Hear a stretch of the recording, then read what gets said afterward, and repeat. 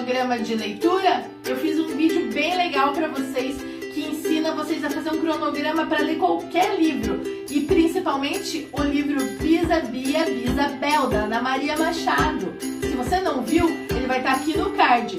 Também vai estar no card uma entrevista com a Ana Maria Machado. E o vídeo de hoje é a primeira parte do cronograma de leitura do livro Bis-a-Bia, Bis-a-Bel. Então, vamos ver se a gente vai conseguir ler as 9 páginas de hoje. Beijo pra vocês, até depois da história!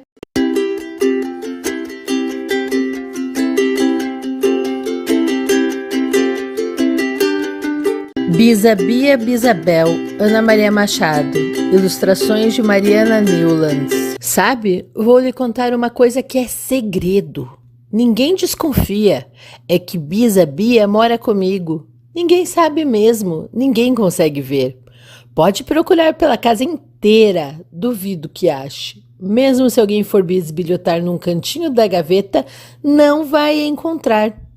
Nem se fuçar debaixo do tapete, nem atrás da porta. Se quiser, pode até esperar uma hora em que eu esteja bem distraída e pode espiar pelo buraco da fechadura de meu quarto. Pensa que vai conseguir ver Bis-a-Bia? Vai nada, sabe por quê? É que Bis-a-Bia mora comigo, mas não é do meu lado de fora. Bis-a-Bia mora muito comigo mesma. Ela mora dentro de mim.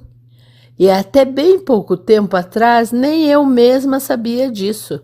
Para falar a verdade, eu nem sabia que Bis-a-Bia existia. A primeira vez, bem que Bia-Bisa estava escondida, só apareceu por causa das arrumações da minha mãe. Minha mãe é gozada, não tem essas manias de arrumação que muitas mães dos outros têm.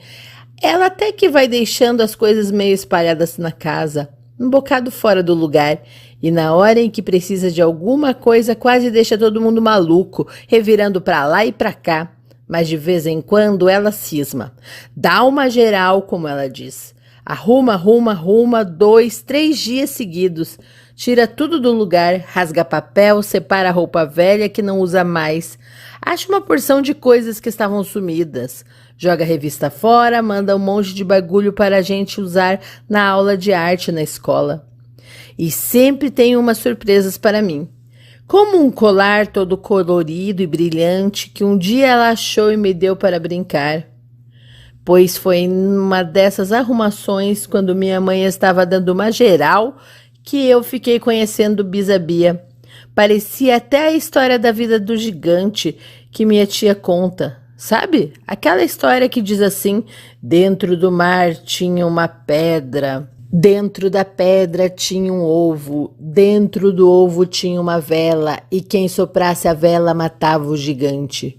Claro que não tinha gigante nenhum na arrumação geral da minha mãe, nem ovo, mas até que tinha uma vela cor-de-rosa do bolo de quando eu fiz 1 ano e que ela guardava de recordação, dentro de um sapatinho vermelho de neném de quando eu era pequenininha.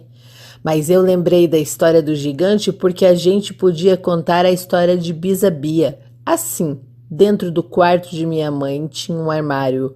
Dentro do armário tinha uma gaveta. Dentro da gaveta tinha uma caixa. Dentro da caixa tinha um envelope. Dentro do envelope tinha um monte de retratos. Dentro de um retrato tinha Bis-a-Bia. Mas no começo eu não sabia. Cheguei da escola e vi a porta do quarto aberta, a porta do armário aberta, a gaveta aberta e minha mãe sentada no chão, descalça, toda despenteada, com uma caixa fechada na mão. Dei um beijo nela e olhei para a caixa. Era a coisa mais linda do mundo, toda de madeira, mas madeira de cores diferentes, umas mais claras, outras mais escuras, formando um desenho. Uma paisagem onde tinha um morro, uma casinha, um pinheiro, umas nuvens no céu. Aí minha mãe abriu a caixa e tirou de dentro, bem lá do fundo, um envelope de papel pardo, velho e meio amassado. O que tem aí dentro, mãe? Nem lembro mais, filha. Vamos ver. Deve ser muita coisa, que o envelope está bem gordinho. E era mesmo. Um monte de retratos. Tinha um com umas pessoas sérias numa praça, tinha outro com uma família toda, cheia de crianças e até um cachorro bem debaixo da estátua do Cristo Redentor. Tinha mais um de uma menina com 2 laçarotes de fita na cabeça, no meio de uma planta esquisita, uma espécie de moita em forma de camelo. Imagine só! Fiquei espantada. Como é que pode, mãe? Planta que parece bicho? É que eles cortavam a moita assim. Era moda. Umas redondinhas, outras em feitio de poltrona, outras com formato de bicho. Era na Praça Paris, um lugar com laguinho e repuxo, chafariz que acendia colorido de noite.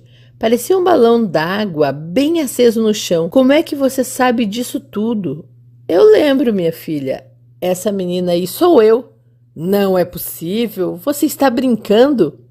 Eu olhava para minha mãe e para o retrato da menina. Achava meio gozado aquilo. Minha mãe criança brincando no galho de um camelo, pensando em um balão de água. E era meio esquisito. Ela grande ali na minha frente, sentada no chão, explicando coisas, toda animada. A gente ia de bonde, era ótimo, fresquinho, tudo aberto. Às vezes tinha reboque. Quando a gente pagava a passagem, o motorneiro puxava uma cordinha e tocava uma campainha. Aí mudava um número numa espécie de relógio que ficava lá no alto e marcava quantas pessoas viajavam no bonde. Eu ficava imaginando como seria aquilo. Sabia que bonde era uma espécie de trem da cidade, já tinha visto em filme, na televisão, queria saber mais. E quando o motorneiro puxava a cordinha, não tinha que largar o motor? Não era perigoso? Mamãe achou graça. Não, que ideia! Bonde era a coisa menos perigosa do mundo. E o motorneiro não tinha nada a ver com o motor. Eles só cobravam, o nome é que parece. Quem dirigia era o condutor. A gente ia conversando e olhando os retratos. De repente eu vi um que era a coisa mais fofa que você puder imaginar. Para começar, não era quadrado nem retangular, como os retratos que a gente sempre vê. Era meio redondo, espichado, oval. Mamãe explicou depois, em forma de ovo. E não era colorido nem preto e branco. Era marrom e bege clarinho. Mamãe disse que essa cor de retrato velho chamava sépia. E não ficava solto, que nem essas fotos que a gente tira e busca depois na loja, num álbum pequeno ou dentro de um envelope. Nada disso. Esse retrato oval e sépia ficava preso num cartão duro, cinzento, todo enfeitado de flores e laços de papel mesmo. Só que mais alto. Como se o papelão estivesse meio inchado naquele lugar. Gostoso de ficar passando o dedo por aquele cartão alto. E dentro disso tudo é que estava a fofura maior. Uma menininha linda, de cabelo todo cacheado, vestido claro, cheio de fitas e rendas, segurando numa das mãos uma boneca de chapéu e na outra uma espécie de pneu de bicicleta soltinho. Sem bicicleta, nem raio, nem pedal, sei lá, uma coisa parecida com um bambolê de metal. Ah, mãe, me dá essa bonequinha. Não é boneca, minha filha, é um retrato da vovó Beatriz. Ué, essa avó eu não conheço, só conheço a avó Diná e a avó Esther. Tem outras, é? Tem, mas é minha vovó Beatriz. Sua bisavó.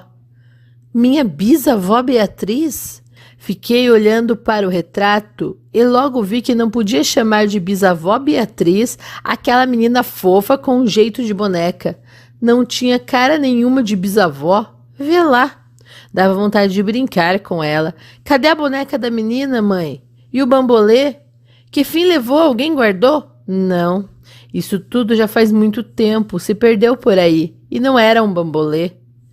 Pneu de bicicleta, já sei. Não, era um brinquedo antigo que se empurrava pelo chão, rodando e equilibrando. Chamava arco. Não é nem do meu tempo. É do tempo da vovó Beatriz, sua bisavó.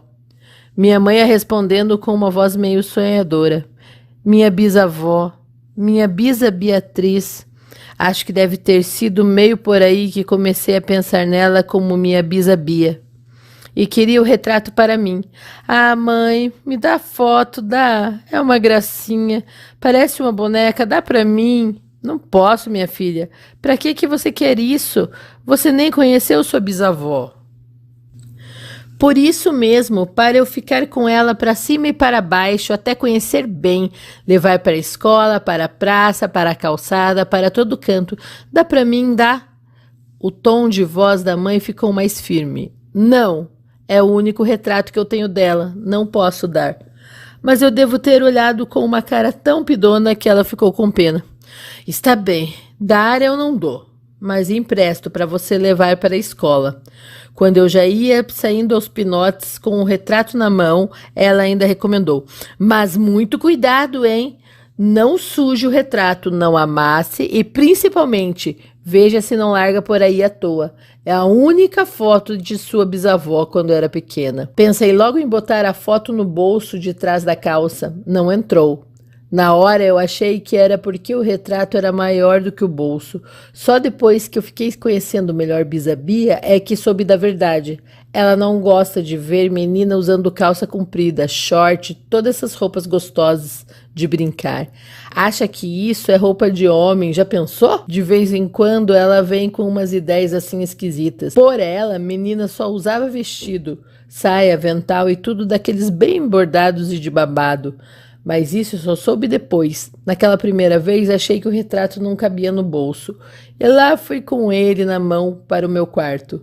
Nem desconfiava que é ela que não queria saber de bolso de calça comprida. Nem desconfiava que ela tinha vontades e opiniões só dela. Nem desconfiava que ela já era com vontade de morar comigo. Pessoal, conseguimos chegar às 9 páginas de leitura. Muito bem, vocês viram que estava um post-it ali? Então, conseguimos a nossa meta. Agora o próximo vídeo, com a parte número 2 da leitura, é na quinta-feira. Vamos ler mais 9 páginas e continuar passando de fase como num jogo de videogame, tá bom? Então eu espero vocês até o próximo vídeo, que sai na quinta-feira, da Ana Maria Machado, continuação do livro Bisa-Bia, Bisa-Bel. Beijo pra vocês!